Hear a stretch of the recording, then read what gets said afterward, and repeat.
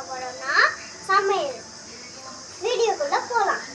Hi friends, தேவையான பொருள்லாம் எப்படி பார்ப்போம். ஏலக்காய், வாட்டர், பிரெட் பீஸ், சுகர், நெய், நட்ஸ். இப்போ நம்ம அடுப்பை பற்ற வச்சுக்கலாம். அடுப்பு நல்லா எரிஞ்சிட்டு இருக்கு. இதுதான் நான் தான் கஷ்டப்பட்டு எரிய வச்சேன். சுட்டுக்காம செய்யணும். பாத்திரம் வச்சு சூடாடணும். நெய் ஊற்றலாம். நெய் நல்லா சூடாகிட்டே இருக்கு. நல்லா சூடாகி புகை வந்ததுக்கப்புறம் நட்ஸாக அதில் போட்டு ஃப்ரை பண்ணிக்கோங்க. கீழே கொட்டிடாமல் பார்த்து கொஞ்சம் கொஞ்சமாக போடுங்க.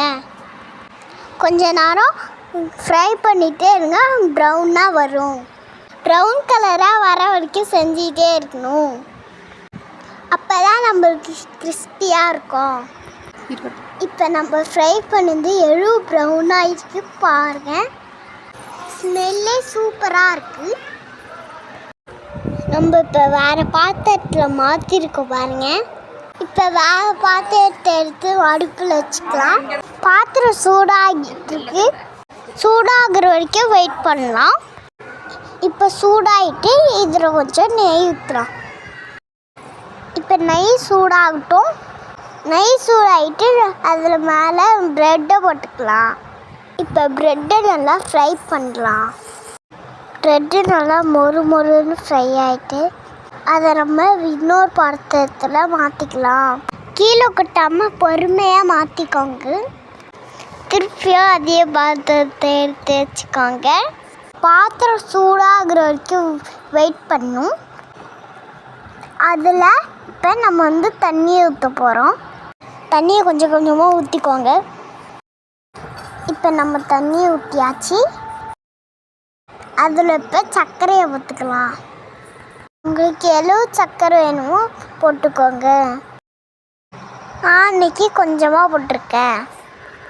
அது இப்போ கடிச்சிருச்சு பாருங்கள். அது எப்படி கரைஞ்சிருக்கு பாருங்கள்.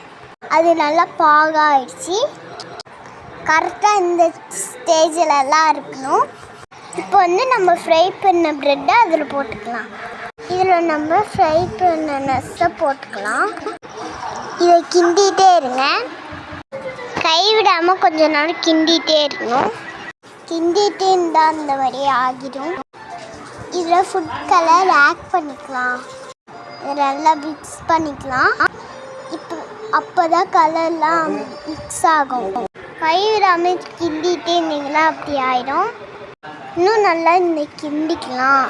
இப்போ அல்வா ஸ்டேஜில் வந்துடுச்சு. இதோ ஒரு பாத்திரத்தில் மாட்டிட்டா ப்ரெட் அல்வா ரெடி. அல்வா எம்மியாக இருக்குது.